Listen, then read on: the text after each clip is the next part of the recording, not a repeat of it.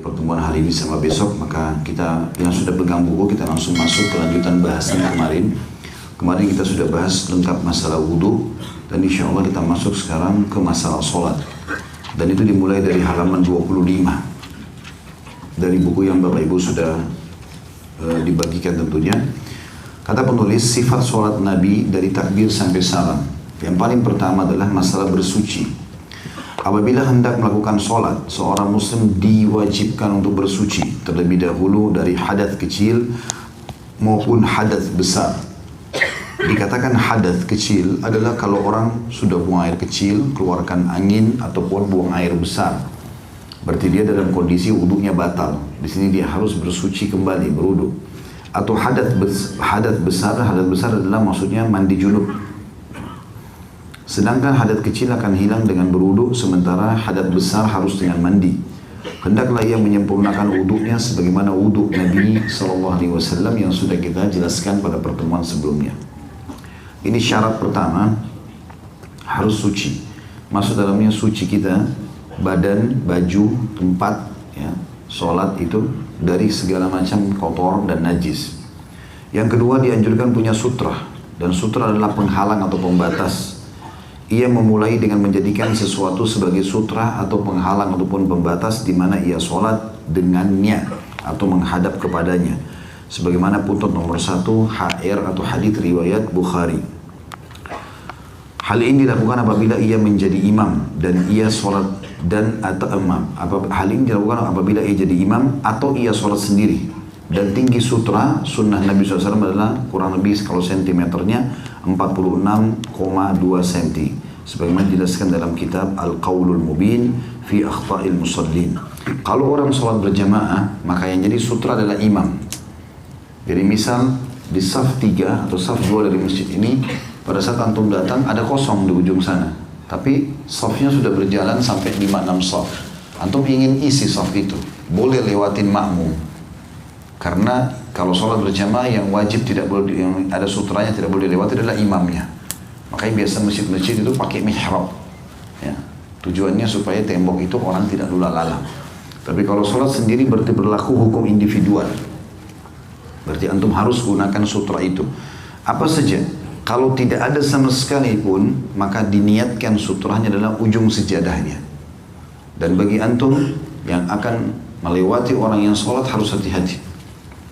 Kalau jarak antara antum dengan dia cukup jauh, nggak apa-apa antum lewat, tapi kalau dekat tidak boleh. Ini bisa hukumnya berat dan termasuk dosa besar.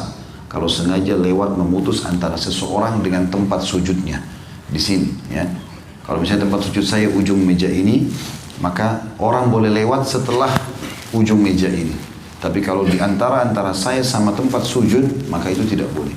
Kata Nabi SAW, kalau seandainya seseorang akan memutus antara kalian dengan tempat sujud kalian, tahanlah dia, keluarkan tangan seperti ini. Kalau dia nolak, pukullah dia, karena bersamanya syaitan. Tapi perhatikan di sini, kalau antum sholat sendiri, baru antum lakukan itu. Kalau sholat berjamaah jangan pukul orang. Karena ini benar terjadi di Masjid Nabawi. Saya lihat sendiri, ada orang tua di sebelah saya sholat. Rupanya orang tua ini salah faham dengan hadis itu. Dia pikir semua orang yang lewat harus ditahan walaupun dia sholat berjamaah. Jadi sutra dia masing-masing, dia merasa sutra dia sendiri, bukan imam. Padahal kalau berjamaah kan imam. Maka ada anak kecil lewat, anak mungkin kelas 3-4 SD lewat, ditahan sama dia. Anak itu tetap motor jalan, dipukul sama dia sampai anak itu terpental jauh. Rupanya anak ini bukan anak sembarangan, hadir di majelis-majelis ulama di Masjid Nabawi, dan dia faham. Kembali anak itu habis sholat, lalu dia mengatakan, kamu syekh. Syekh itu orang tua maksudnya. Karena orang Arab biasa panggil syekh bisa orang tua, orang kaya atau orang pintar agama. Jadi tidak selamanya syekh itu orang pintar agama, ya. Bisa orang tua ataupun orang yang kaya. Makanya mereka hai syekh, maksudnya orang tua. Apa kau tidak faham hadis Nabi? Kata anak itu.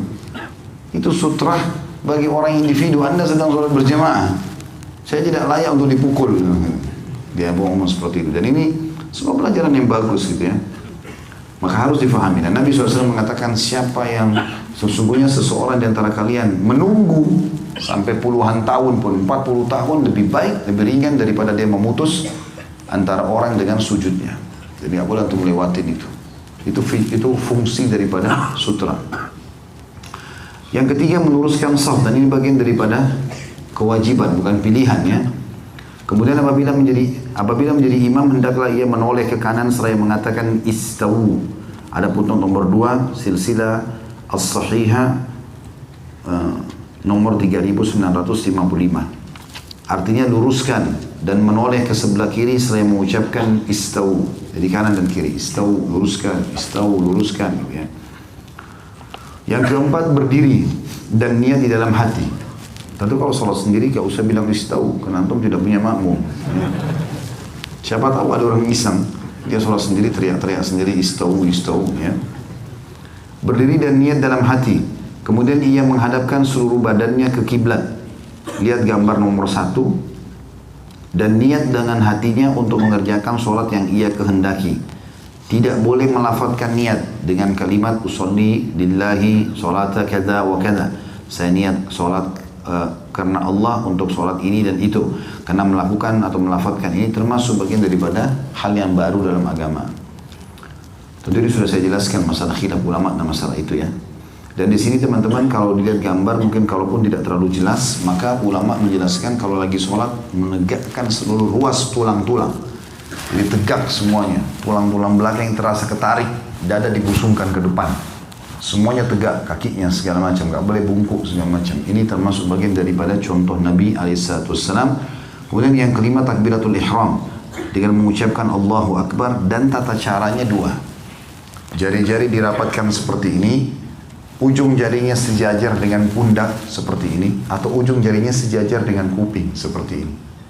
Jadi tidak ada begini ya. Tapi begini. Kemudian ada gambar 1, gambar 2, gambar 3 dikatakan kedua tangan diangkat dengan merapatkan jari jemari dan dibentangkan atau tidak mengepal. Jadi jangan begini ya, tapi dibuka. Kedua telapak tangannya dihadapkan ke kiblat dan diangkat setinggi bahu atau sejajar dengan kedua daun telinga. Footnote nomor 4, hadis muttafaqun alaih, riwayat Bukhari Muslim. Ini semua punya rujukan. Nabi SAW mengeraskan bacaan takbiratul ihram, Allahu Akbar, hingga didengar oleh orang yang berada di belakangnya. Beliau terkadang mengangkat tangannya bersamaan dengan ucapan takbiratul ihram, terkadang pula setelahnya, dan kadang-kadang sebelumnya. Jika beliau menjadi imam, maka orang yang makmum di belakang beliau pun mengikuti takbirnya dengan mengucapkan Allahu Akbar.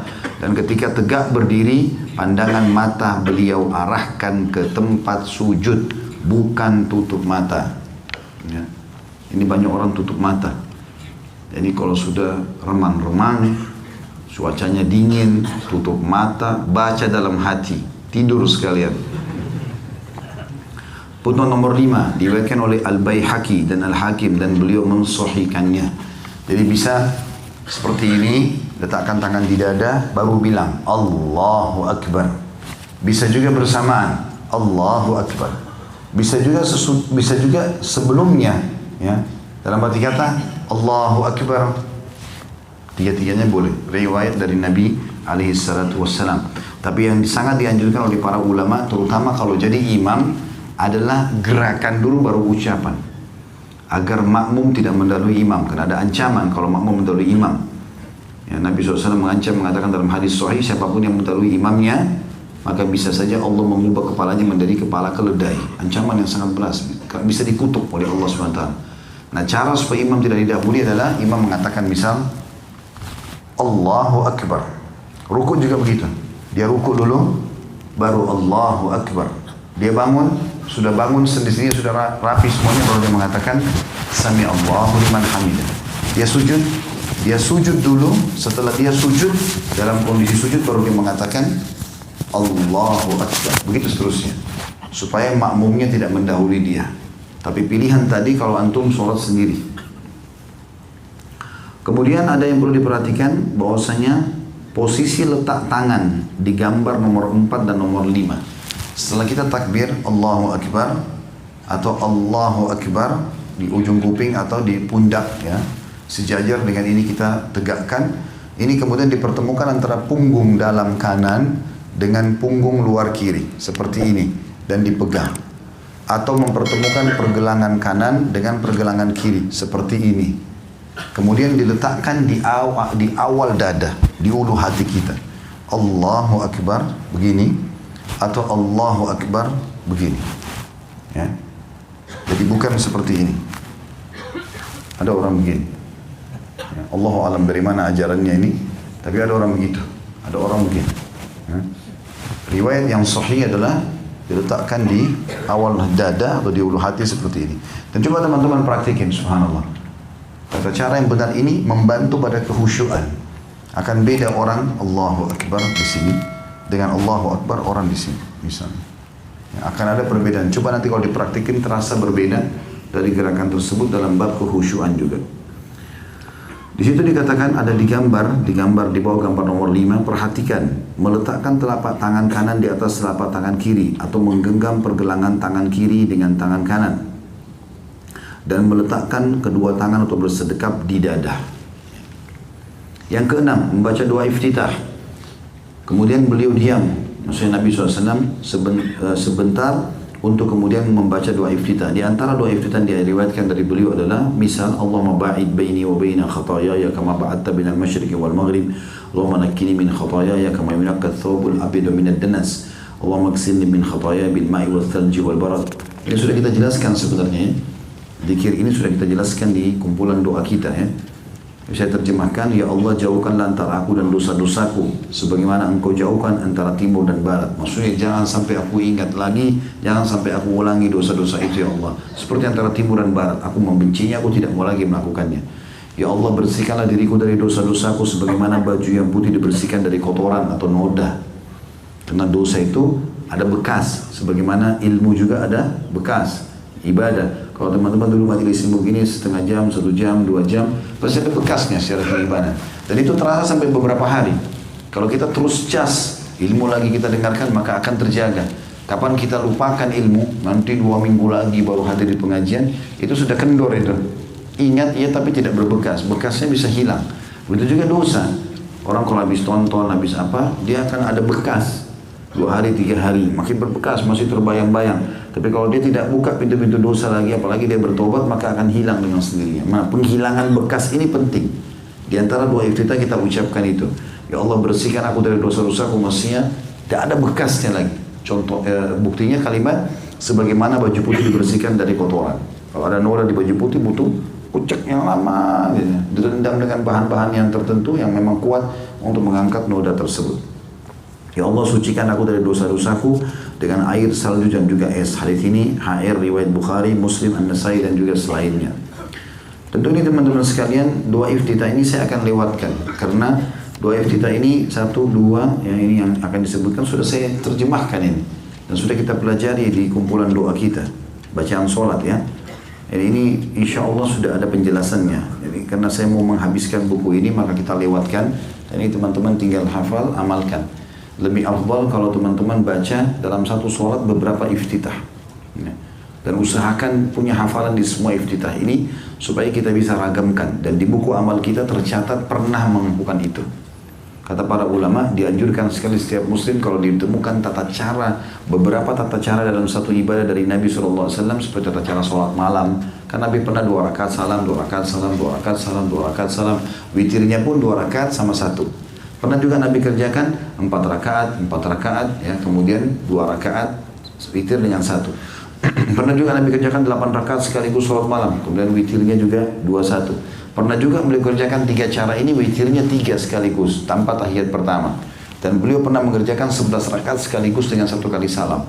Semestinya setiap muslim punya di buku amalnya semua jenis ini walaupun cuma sekali seumur hidup.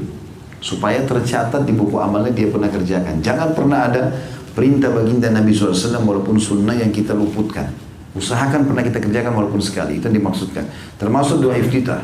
Kita tidak tahu mana yang lebih besar pahalanya dibandingkan yang lain. Maka semuanya diamalkan. Dan tidak ada kata-kata tidak bisa dalam kamus seorang muslim.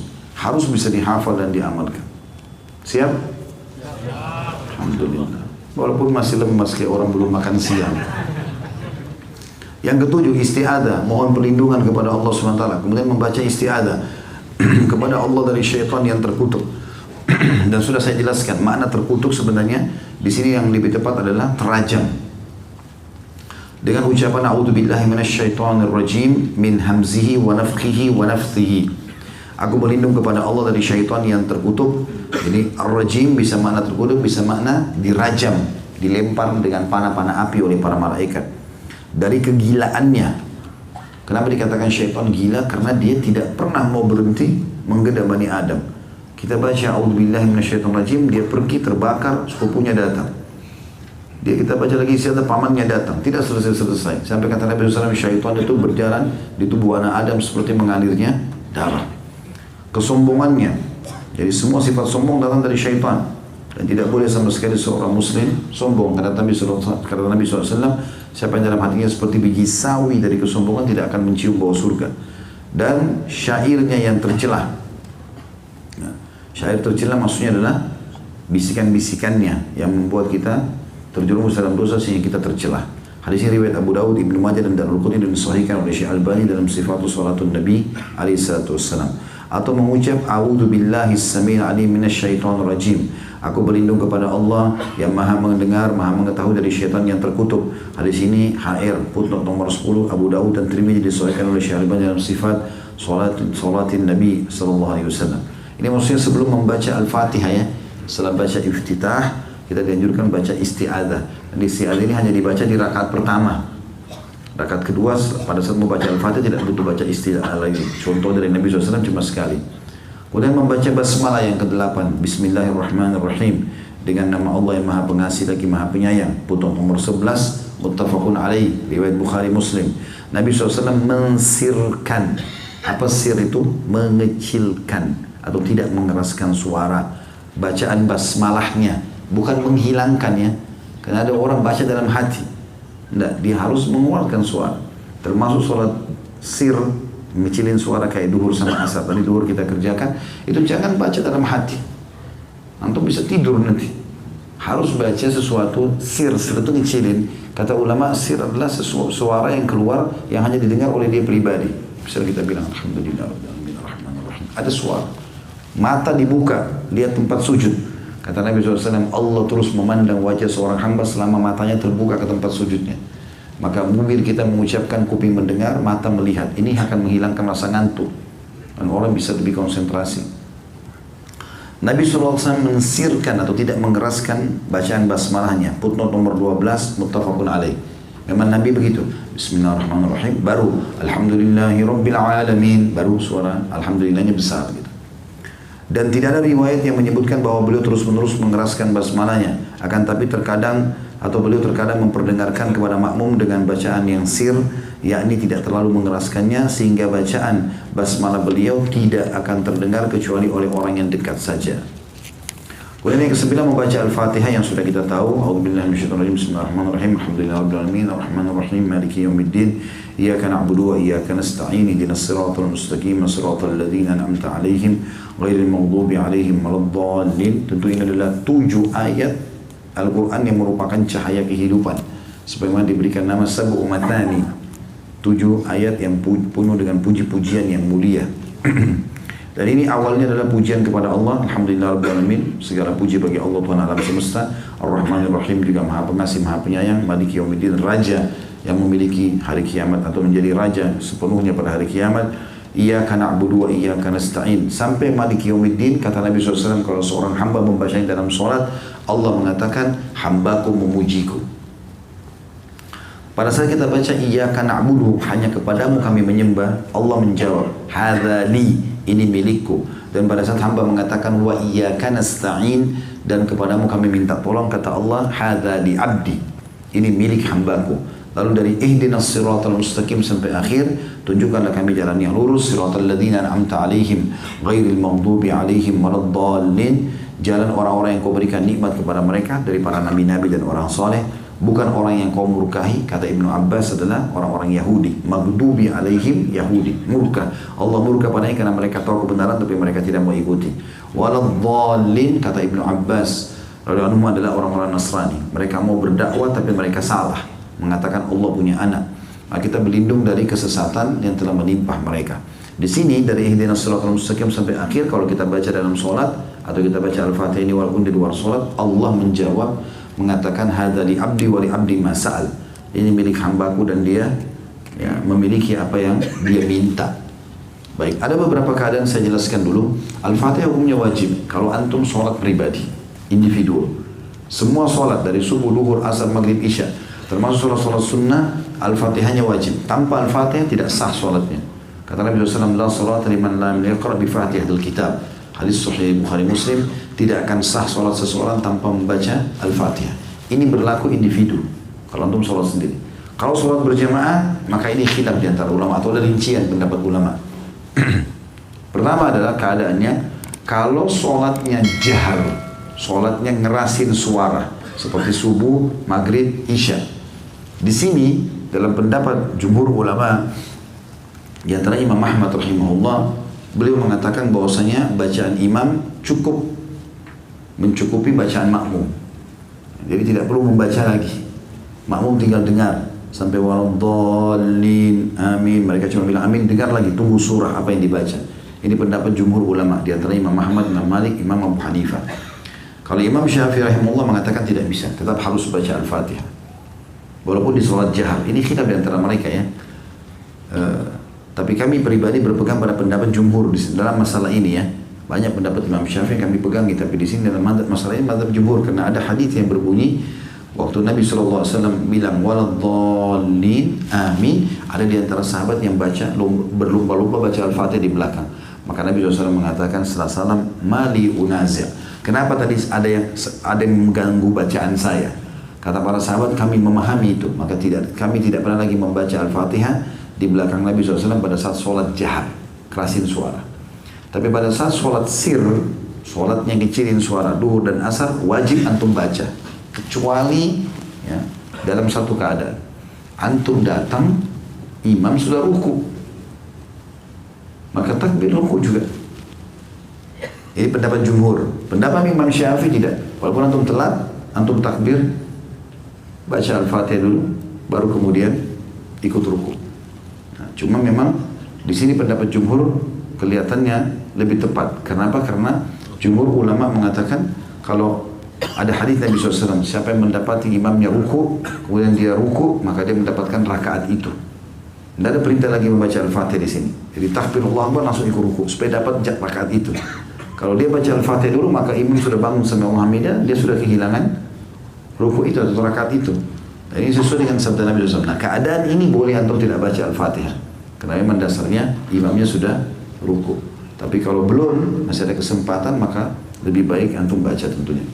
Dan sebagai imbauan juga para ulama kepada para imam-imam masjid, terutama kalau mereka berada di lingkungan madhab Syafi'iyah. Jadi Indonesia kan umumnya orang Syafi'iyah. Maka imamnya semestinya setelah waladhdallin, dia memberikan jeda makmum baca sekitar hitungan 7 ayat. Karena Al-Fatihah kan 7 ayat. Setelah itu baru dia mulai masuk surah, supaya makmum punya kesempatan untuk membaca. Ini jauh lebih bijak untuk menggabungkan semua pendapat tersebut.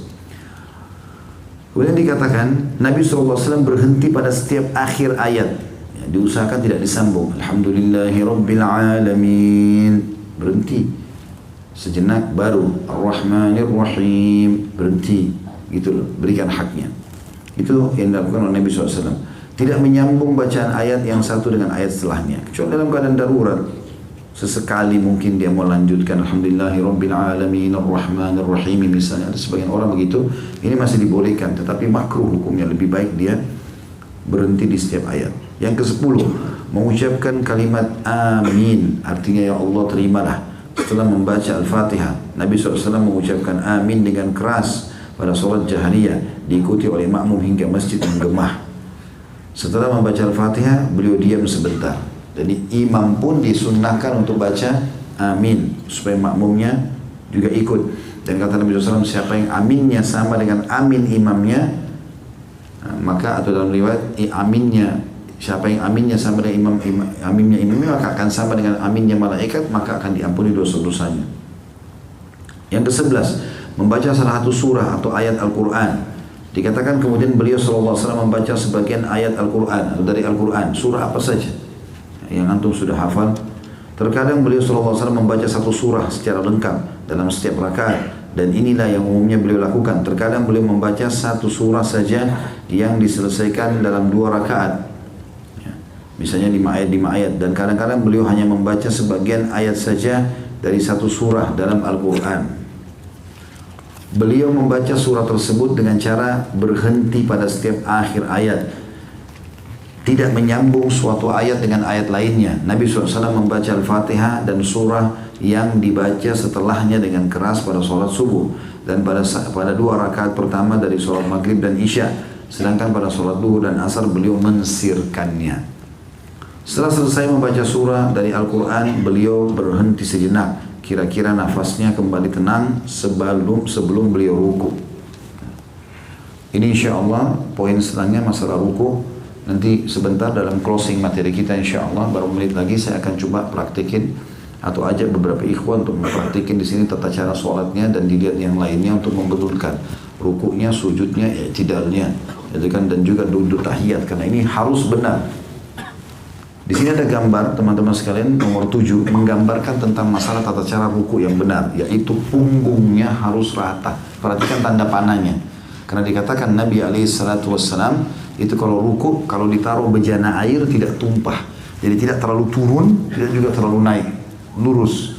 Nah ini ada cirinya. Biasanya kalau kita lakukan ini, kalau kita ruku, tarik semaksimal mungkin ruas tulang belakang kita sampai terasa juga otot paha belakang atau otot paha belakang kita kiri kanan terasa ketarik, dan ditahan sejenak baru membaca Subhana Rabbiyal Azim. Dikatakan kemudian beliau mulai ruku, diawali dengan membaca takbir sambil mengangkat kedua tangan setinggi bahu atau ujung kedua daun telinga seperti takbiratul ihram. Jadi ini standar ya, tadi Allahu Akbar atau Allahu Akbar. Pada saat antum mau ruku sama juga Allahu Akbar. Bangun juga i'tidal, sami Allahu liman hamidah. Ini standarnya nih. Semua jari-jari rapat menghadap depan, ujung jarinya sejajar dengan pundak atau kuping. Jangan dekat-dekat sini ya, dikasih jarak. Begitu juga pada saat sujud, meletakkan di bawah ini, ingat pada saat antum takbir. Jadi jari-jari sejajar dengan pundak atau sejajar dengan kuping. Ya, itu termasuk bagian daripada hal yang harus diperhatikan. Dikatakan bahwasanya ketika makmum di belakang beliau mengikutinya dengan membaca takbir dan mengangkat tangan mereka, hal itu dilakukan pula bila seseorang sholat sendiri. Inilah yang ditunjukkan oleh as-sunnah. Jangan mengikuti pendapat orang yang melarang untuk mengangkat tangan sebelum ruku. Karena riwayat yang menyunnahkan mengangkat tangan sudah masyhur. Jadi misalnya kalau mau ruku, kan kita selesai baca misalnya lam yalid wa lam yulad wa lam yakul lahu kufuwan ahad. Allahu Akbar. Kan ini angkat tangan nih. Nah, beliau mengingatkan di situ bahwa ini tulisan dari Syekh Jibrin hafizahullah. Beliau mengatakan mestinya pada saat mau ruku angkat tangan. Ada orang tidak. Misalnya lam yalid wa lam yulad wa lam yakul lahu kufuwan ahad. Allahu Akbar. Ya. Langsung tangannya ke lututnya. Sebenarnya sunnah yang sudah masyhur angkat tangan dulu. Dalam rukunya kita pindah ke halaman 37, beliau SAW membungkukkan punggungnya dengan meratakannya. Kepalanya juga rata dengan punggungnya. Atau tidak mendongak, tidak juga terlalu menunduk. Seandainya wadah berisi air diletakkan di punggungnya, niscaya wadah itu akan diam atau tidak tumpah. Lihatlah gambar nomor 7. Beliau memantapkan kedua telapak tangan pada kedua lututnya dengan bertumpu pada keduanya, sedangkan jari jemarinya dibentangkan atau tidak dikepalkan. Beliau menjauh atau merenggangkan kedua tangannya dari pinggangnya. Jadi ininya, sikutnya itu tidak rapat ke tulang rusuk. Kemudian ini juga direnggangkan tangan-tangan dengan tujuan untuk memegang lutut, sehingga seperti mengunci lutut itu supaya kita tidak bergerak. Ya. Itu yang dimaksudkan dengan keadaan tadi ini. Terkadang beliau melamakan rukunya, beliau mengingkari orang yang menyempelikan rukun-rukun sholat. Beliau pun melarang orang yang rukuknya atau sujudnya seperti burung gagak yang mematuk makanan. Karena saking gerakan sholatnya terlalu cepat, tidak tumak nina. Kalau kita garis bawahi kalimat tumak nina ini, tumak nina adalah kewajiban sholat ya. Tenang. Pernah ada sahabat masuk masjid sholat, Allah sampai buru-buru seperti ayam patok jagung. Ya. Di Indonesia kan ada itu, sholat tarawih selesai dalam setengah menit. Oh, luar biasa. Waktu ditanya dia bilang ini tidak melanggar rukun sholat. Dari mana tidak melanggar? Ada pernah sahabat itu hadis Bukhari masuk masjid begitu sholatnya. Begitu selesai sholat datang mau duduk di majelis Nabi. Nabi tanya, Nabi bilang sama dia, kembali kerjakan sholat lagi. Kok belum sholat? Nabi pikir dia kena buru-buru, ternyata dia sholat sama juga sholatnya. Belum sampai kepalanya di tempat sujud, sudah diangkat. Belum ruku benar sudah kembali. Subhanallahil azim dibaca sekali pada saat ruku, yang kedua pada saat mau bangun, yang ketiga pada saat i'tidal. Kan gitu. Maka dia kembali ulangi sampai 3 kali, sampai 4 kali. Lalu dia mengatakan, ya Rasulullah, saya nggak tahu cara sholat yang lain. Nabi ingatkan, kalau begitu, kalau kamu sholat, tegakkan seluruh tubuhmu, ruas tulang belakangmu, lalu menghadap kiblat, matamu ke tempat sujud, lalu mulailah takbir. Ini dikenal dengan hadits musikus sholat, orang yang buruk sholatnya.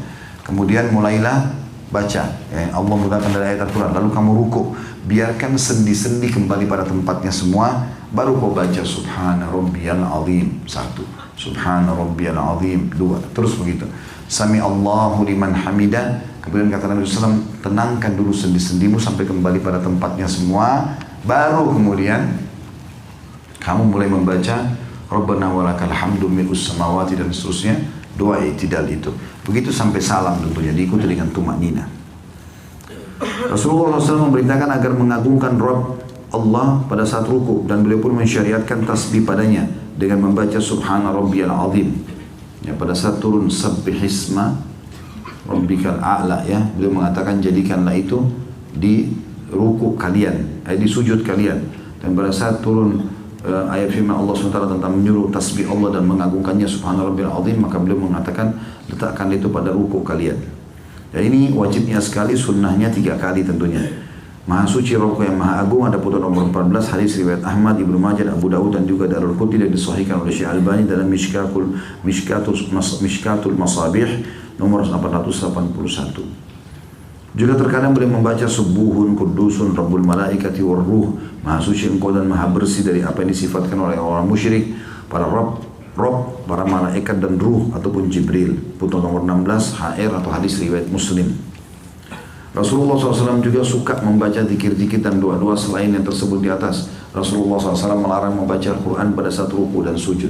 Ini pernah kita pelajari di buku doa yang kita bagikan juga itu hari. Itu doa, beragam doa ruku dan doa sujud.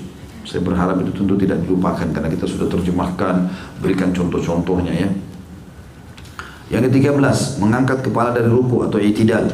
Kemudian beliau mengangkat kepalanya dari ruku seraya mengangkat kedua tangannya sejajar kedua dengan bahu. Sejajar kedua dengan bahu dan daun telinga atau daun telinga sambil membaca Sami Allahu liman hamidah. Ada caranya tadi, ujung sama dengan ujung kuping ataupun ujung pundak. Lalu beliau membaca ketika menjadi imam adalah sholat sendiri.